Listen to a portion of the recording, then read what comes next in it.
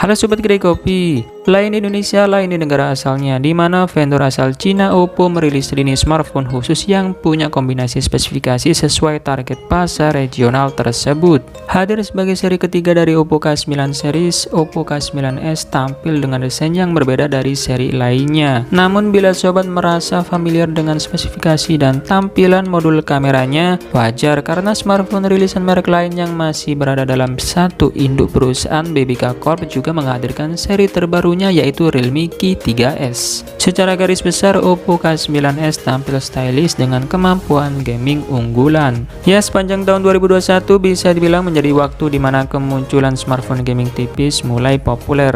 Bisa jadi karena pengembangan teknologi semakin canggih, di mana dimensi mainboard maupun perangkat keras lainnya semakin kecil, sehingga bisa hadirkan sebuah perangkat ramping dan sudah termasuk sistem pendingin untuk jaga performa agar terus terjaga dalam jangka waktu penggunaan lama. Tampil berbeda bila dibandingkan dengan Oppo Reno series. Smartphone ini punya 3 opsi warna yang menarik yaitu Obsidian Warrior, Neon Silver Sea, dan Magic Purple Quicksand.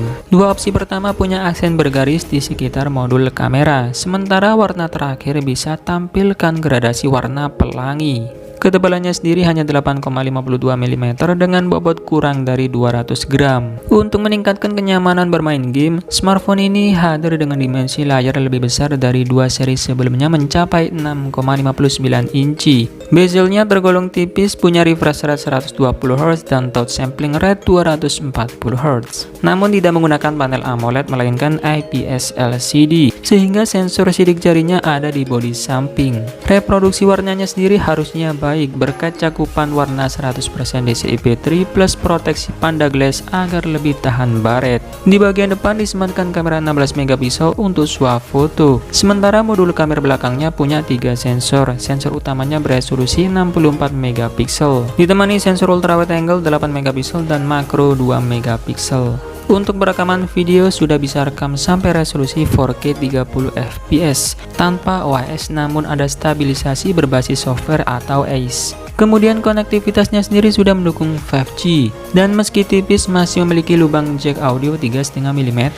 Lantas bagaimana dengan performa gaming? Oppo K9s percayakan chip dari Qualcomm yaitu Snapdragon 778G yang dikenal cukup kencang sekaligus dingin. Ditambah dengan pendingin khusus berbasis grafit hanya setebal 0,15 mm, mampu membawa suhu panas dengan efektif ke bagian vapor chamber. Bila penyimpanan internal 128GB dirasa kurang, masih ada slot kartu microSD untuk ekspansi kapasitas memori. Sementara untuk kemampuan multitasking terdapat opsi RAM sampai 8GB dengan fitur virtual RAM, mampu menambah hingga 5GB kapasitas tambahan supaya proses buka tutup aplikasi lebih instan. Plus kapasitas baterai 5000 mAh yang tergolong besar, didukung pula dengan fast charging 30W agar dapat isi daya hingga penuh dalam waktu kurang dari 60 menit. Smartphone ini bakal tersedia mulai 1 November mendatang. Oppo K9s dibanderol mulai dari 1.700 yuan atau 3,7 jutaan untuk RAM 6GB dan 1.900 yuan atau 4,2 jutaan untuk RAM 8GB. Melihat dua seri sebelumnya, nampaknya seri ini bakal absen untuk hadir resmi di tanah air.